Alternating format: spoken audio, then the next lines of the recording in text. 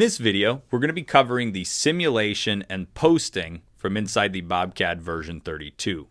So we've already gone through and done the mill tutorial, and now I'm going to go up and just click Start Simulation. So you have one big one up here. As long as you're clicked inside this CAM tree, this whole menu will be here. If you click on CAM defaults, you'll lose that menu, and all you have is the CAM here. So another way to launch the simulation is this little button right here. As well as right-clicking on milling job, you can go down to simulation. So I'm just going to click on this, and it's going to launch the simulation for us. And then after the simulation loads, before I get started, I just want to double check, make sure the settings that I want to run are set up in here. So right here, I want to make sure I'm on material removal mode. If you leave it on backplot, we kind of just bring in the part and you'll see the part get cut, but you won't actually see any material get removed. You'll just kind of see the tool moving around the part. So I want to go with material removal mode. Right here you have three options. You have length mode, NC mode, and time mode. I leave it in length mode because it seems to show the movement of the machine a little bit better as it's running.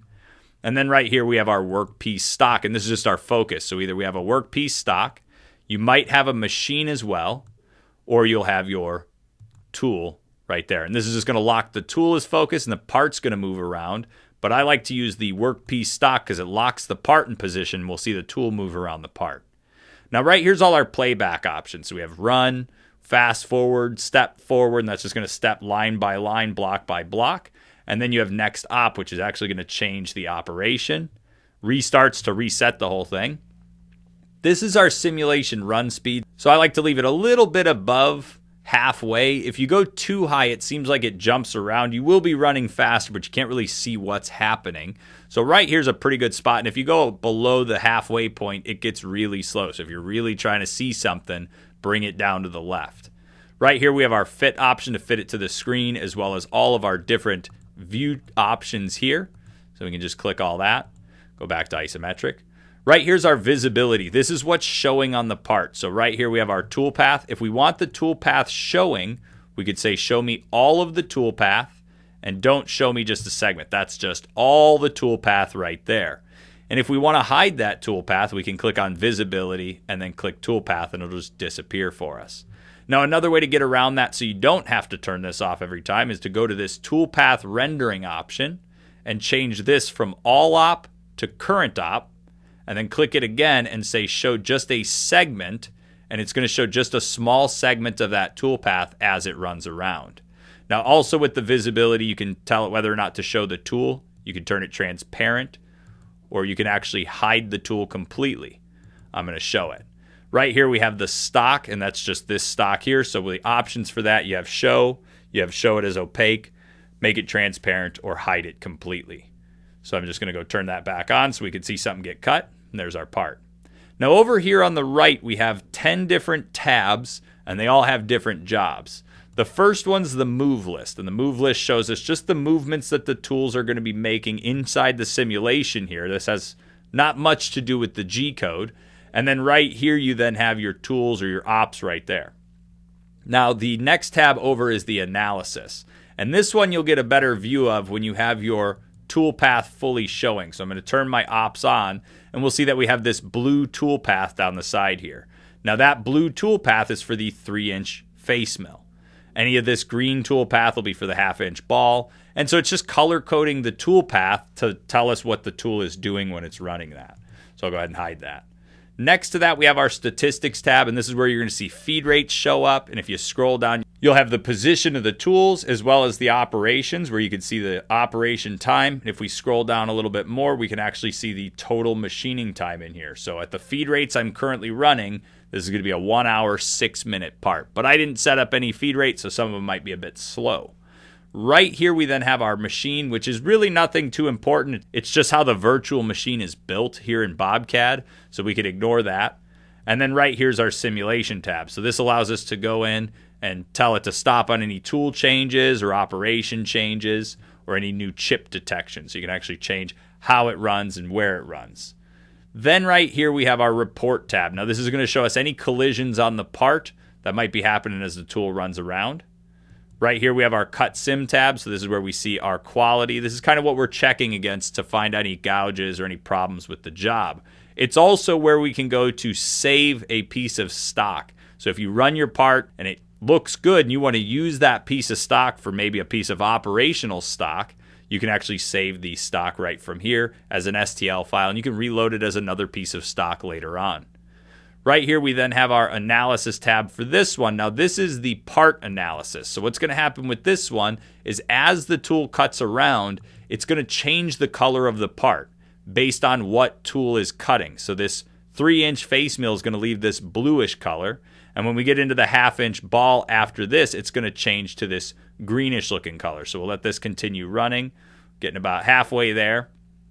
And now it's doing its intermediate steps. So it's doing 2 of them all the way back up. Each one of those steps is getting cut 2 more times. And now we're going to switch to our ball mill right here. So now it's going in. We did a flatlands right there. That just came in and ended the flat. So you'll see that 1/2-inch ball leaves this grayish color on the part. So the way I run this usually is I turn the tool number here to none. I like this option more. It gives me a better look on my part and lets me really see what this part's going to look like. Next to that, we have our measure tab. Now, in this case, if we wanted to mess with this, we could, but you can use it to check points or distances by clicking on it. And then you use your middle mouse wheel. You click it like a button, and you can say, what's the distance from there over to here? And it's just going to give me some measurements. Otherwise, we're just going to remove that. The other option that's in here is called remove chips. Now, this is pretty well going to be used anytime you're disconnecting a part from a piece of stock. So you're doing a profile cut and you're kind of dropping a slug out. You can actually remove the parts that are disconnected from the other bits of stock. Now, in this case, I don't have any disconnections for the stock, so there's nothing for me to do there. Then we have the axis control tab, and this is just showing you how the machine's moving. You have your X, your Y, and your Z. You can actually physically move this wherever you want, and then when you hit play, it should go back and continue cutting the way we had it. So here is our slots. There's our center drills and our drills, and then we go in and add our chamfers to the whole part. And that last bit runs really quick, so if we want to restart, we just say restart, and then I'm just going to fast forward down to the center drill here, and then we could see what it's all going to look like. So from here, I'll slow it down a little bit, then say run, center drill, drill, chamfer, and then we have our center drill down and our drill down all the way through the part, and then you'll see our chamfers around the whole side. So after we run the simulation, we could close out by clicking this X here, but just make sure you don't hit this little X here. This is going to shut the window down, not the simulation. So you can hit this X here, or you can hit stop simulation up at the top if you want to be safe. Now, after the simulation closes, we can then go and post our G-code and take a look at this job. So first things first, we want to make sure we have the right machine and the right post. You can find that right here. Mine's going to be the BC3X mill with the BC3X mill BCPST. That's my post. And then there they are. If you don't have the right machine or the right post, just right-click on them and say Edit, and you'll be able to modify it. Now, to post the code, we can right-click on Milling Job here and then just say Post. Or we could click this little controller icon right there, or we can click this big controller icon right there. Whichever one you prefer, whichever one's easiest. So I'm going to go ahead and click Post. And then when it finishes posting, it's going to pop up right over here inside my Posting tab. So after the code pops up, you can right-click and you could say Save As to save the code.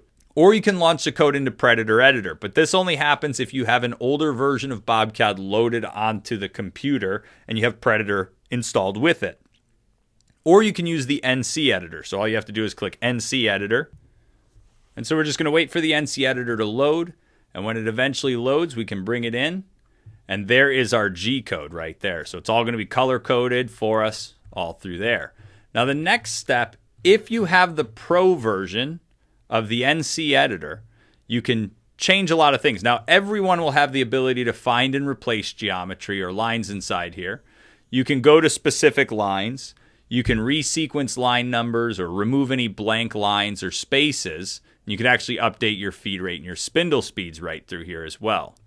One of the other options in here, though, is a simulate. So we've watched it simulate once already, and it simulates just as a simulation inside of the BobCAD window, but this simulation is actually going to run the G code for us. So I'm going to go in, I'm going to say verification, and that turns on this piece of stock right here.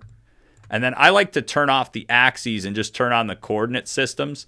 That way I could see exactly how I have this part oriented, and then I could kind of line it up the way I want to view it. And then when we hit reset, it unlocks these playback options so that we can then hit play, and we could actually watch this part simulate the cuts, but through the G-code. If you don't want to see all the toolpath lines, you can turn off the backplot option. You can just let it run through here. So I'll speed it up a little bit. Just move it this way. And we're just going to let it rip through. And this is actually going to show us a final result based on what the entire job is going to be running through the G-code. So if everything's spec'd out nicely inside of our post processor, we should actually get a really nice finish on this part as well. There's our flatlands. Here's our Z level working its way down. So we're just trying to let this rip right through here. And it should speed up as soon as it finishes this because the rest of the cuts are fairly simple. And so just a couple drilled holes. And there's our final finished part. And so there we have it. And then we end up getting pretty much the exact same result between BobCAD and this simulation. So that's a pretty good sign. And hopefully if the post is all set up properly, we'll get that same result at the machine. The last thing here is inside of Tools, you can start a DNC transfer of your G-code. Just by clicking this, you need to make sure to set up your serial connection and then your protocols. If you need any help with this, please contact tech support. They will walk you through a bit of it. But there is a lot of information you'll need to know, like your baud rate, your parity, all that information. And that's the NC editor, so we can close out of that. The other two options that we have inside when we right-click in the code is Mach 3. Now, if you have Mach 3 and you purchased it from us, you can actually launch the code directly to Mach 3 from here. Otherwise, you're just going to open Mach 3 into a file open G-code after you save the code here from BobCAD. And then the copy option actually lets you select a group of lines, and then you can actually right-click and say copy. And then that way, if I open up just a blank notepad, I could just paste the code. So I'll just say edit, paste, and there's those lines that I just selected right there. So it starts on the T1 MO6 right there, and there's our code. So you can actually copy and paste it from that window into wherever you need, or you can right-click in it and send it wherever you want. Save it as whatever you need to. So when you right-click in here and you say Save As, you're going to get the choice of saving it as a .txt, a .nc, whatever you have it set up for inside the current settings. And that concludes the video on the simulation and posting from inside the BobCAD version 32.